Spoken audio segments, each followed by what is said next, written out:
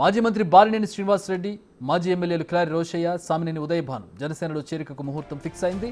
ఈ నెల 26న వీరంతా చేరుతున్నారని జనసేన అఫీషియల్గా ప్రకటించింది. కొద్దిసేపటి క్రితమే మంగళగిరిలోని జనసేన కార్యాలయంలో అధినేత పవన్ను క్లారి రోషయ్య, కంది రవిశంకర్ సమావేశం అయ్యారు. ఆ తర్వాత సామినేని ఉదయభాను భేటీ అయ్యారు. ఆ తర్వాత చేరికపై ముహూర్తం ఫిక్స్ చేశారు.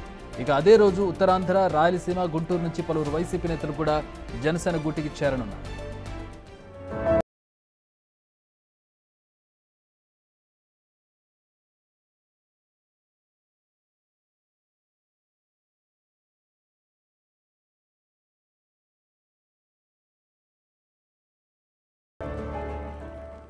చేరికలకు సంబంధించి మరిన్ని వివరాలు మా ప్రతినిధి శివ అందిస్తారు. శివ, చక్రి మొత్తం మీద చూసుకుంటే వైఎస్ఆర్సీపీ నుంచి పలు కీలకమైన నేతలు, పలువురు ప్రధానమైన నాయకులంతా కూడా జనసేనలో చేరికలు సిద్ధమైంది. ఇప్పటికే బాలినేని శ్రీనివాసరెడ్డి, సామినేని ఉదయభాను, కిలార్ రోసయ్య జనసేన అధినేత పవన్ కళ్యాణ్ తో నిన్న ఈ రోజు మొన్న భేటీ అవడం జరిగింది.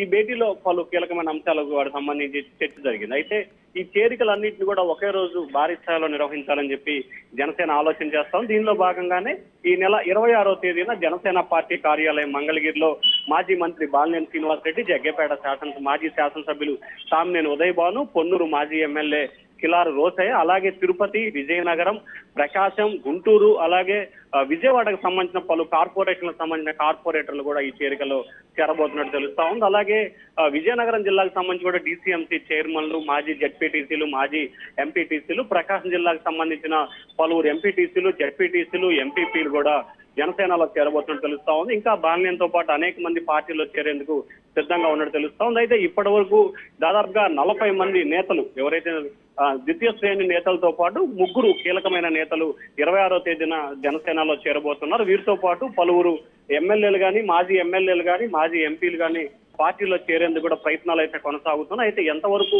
సరళీకృతం అవుతాయి, ఎంతమంది చేరబోతున్నారు అనే ఉత్కంఠ అయితే కొనసాగుతోంది. ఇప్పటి వరకు మాత్రం ముగ్గురు కీలకమైన నేతలతో పాటు 40 మంది ద్వితీయ శ్రేణి నేతలు జనసేనలో చేరబోతా ఉన్నారు. చక్రి, రైట్ శివ, అంటే ఇక్కడ చూసినట్టు టీడీపీ సాచురేట్ అయి ఉంది. అలాగే టీడీపీకి మేజర్గా వైసీపీ నేతలతో వైరుధ్యాలు ఉన్నటువంటి పరిస్థితి, కింది స్థాయి క్యాడర్ కావచ్చు, నేతలకు కావచ్చు.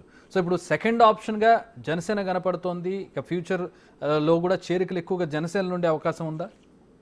అంటే ఇక్కడ రెండు రకాల ఈక్వేషన్స్ ఉన్నాయి చక్రి. ఒకటి, జనసేన పార్టీ బలోపేతంగా విస్తృత ప్రయత్నాలు చేస్తా ఉంది. మరొక వైపు జనసేన, టీడీపీ, బీజేపీ కూటమి ప్రభుత్వాన్ని ఆంధ్రప్రదేశ్ లో ఏర్పాటు చేశాయి. ఈ ఎక్కడైతే చేరికలు చేర్చుకోవాలనుకుంటున్నారో, తెలుగుదేశం కావచ్చు, బీజేపీ కావచ్చు, జనసేన కావచ్చు, ఈ మూడు పార్టీలకు సంబంధించి ముగ్గురు కీలకమైన నేతలతో ఒక కమిటీ వేయడం జరిగింది. ఏ నియోజకవర్గాల నుంచి ఎవరెవరు చేరబోతున్నారు అనే దానికి సంబంధించి ఈ ముగ్గురు నేతలు చర్చించుకున్న తర్వాతనే వారు ఏ పార్టీలో చేరబోతున్నారు అనే దానికి సంబంధించి కూడా గ్రీన్ సిగ్నల్ ఇస్తున్నట్టు తెలుస్తోంది. మన ఉదాహరణకి బాలినేని శ్రీనివాసరెడ్డిని తీసుకోవచ్చు. ఎన్నికల ముందు టీడీపీలో చేరతారని చెప్పి విస్తృతంగా ప్రచారం జరిగింది. ఆ తర్వాత సామినేని ఉదయభాను, కిలార్ రోసయ్య కూడా ఎన్నికల ముందే జనసేనలో చేరతారని చెప్పి ప్రచారం జరిగింది. కానీ అనివార్య కారణాల వల్ల అది వాయిదా పడింది. జనసేన నుంచి నాదెండ్ల మనోహర్, టీడీపీ నుంచి నారా లోకేష్, బీజేపీ నుంచి సత్యకుమార్ మంత్రి, ఈ ముగ్గురు కూడా కమిటీగా ఏర్పడి ఏ పార్టీలో కావచ్చు, టీడీపీ కానీ, బీజేపీ కానీ, జనసేన కానీ, ఏ పార్టీలో ఏ నేత చేరాలన్నా కానీ ఈ ముగ్గురు కూర్చొని మాట్లాడుకొని ఆ నియోజకవర్గానికి సంబంధించిన మిగిలిన పార్టీ నేతలతో చర్చించిన తర్వాతనే చేరికలకు సంబంధించి కూడా నిర్ణయం తీసుకున్నట్టు తెలుస్తాం. దానిలో భాగంగానే బాలినేని విషయంలో కానీ, అలాగే సామినేని ఉదయభాను విషయంలో కానీ, కిలార్ రోషయ్య విషయంలో కానీ పాజిటివ్ దృక్పథం వచ్చినట్లు కూడా తెలుస్తా ఉంది. చక్రి, అంటే ఎట్లాంటి చర్చలు? ఇప్పుడు ముగ్గురు కమిటీగా ఏర్పడ్డారు, ముగ్గురు ఏమని చర్చించుకుంటున్నారు? ఎందుకంటే బాలినేని చేరిక విషయంలో టీడీపీ నేతల దామచర్ల ఫోటో పెట్టినందుకు టీడీపీ కార్యకర్తలు ఆ ఫోటోలను, ఆ ఫ్లెక్సీలను తొలగించినటువంటి పరిస్థితి. కొంచెం కింది స్థాయి క్యాడర్లో కొంచెం చేరికల్లో అసంతృప్తి ఉండే అవకాశం ఉంది కదా. ఎట్లాంటి చర్చలు? అంటే ముగ్గురు కూర్చొని ఏం మాట్లాడతారు? మీ పార్టీలో ఖాళీ ఉందా, మా పార్టీలో కూడా, ఇట్లాంటి చర్చలా లేకపోతే ఎట్లా? అంటే చేరే వాళ్ళ ఇష్టం గురించి ఇక్కడ ప్రధానంగా ఒక రకమైన అంశానికి అగ్రతాంబూలం ఇస్తున్నారు మూడు పార్టీ నేతలు. ఒకటి, ఎవరినైతే పార్టీలో చేర్చుకోవాలనుకుంటున్నారో వారు క్లీన్ చిట్ ఉండాలి. అంటే క్లీన్ చిట్ అంటే అవినీతి అక్రమాలు చేయకుండా కాదు.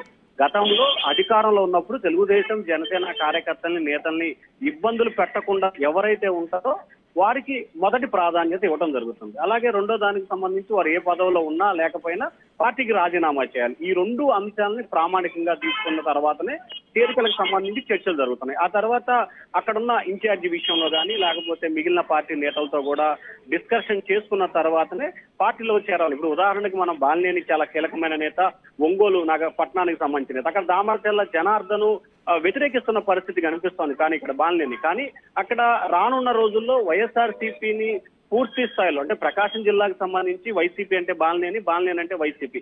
సో అటువంటి కీలకమైన నేతని పూర్తి స్థాయిలో ఆ పార్టీని ఢీకొనాలంటే కీలకమైన నేతలు పార్టీలోకి రావాల్సిన అవసరం ఉందనేది ప్రధానంగా కూటమి నేతల అభిప్రాయం. ఇక్కడ ఏ పార్టీలో చేరుతున్నారనే అంశాన్ని పక్కన పెడితే ప్రధాన టార్గెట్ వైసీపీని పూర్తి స్థాయిలో కూడా ఆంధ్రప్రదేశ్ లో కనుమరుగు చేయాలనేది ఏకైక ధ్యేయంగా కూడా వీరు పనిచేస్తున్నారు. సో ఆ పని చేసే క్రమంలో ఎవరైతే 1-2 చోట్ల అసంతృప్తులు ఆగ్రహాలు కేడర్లో ఉండొచ్చు, కానీ వాటిని పూర్తి స్థాయిలో కూడా చర్చలు జరిపి సానుకూల వాతావరణం తీసుకొచ్చే బాధ్యతను కూడా ఈ ముగ్గురు నేతలకు అప్పచెప్పినట్టు తెలుస్తా ఉంది. చక్రి.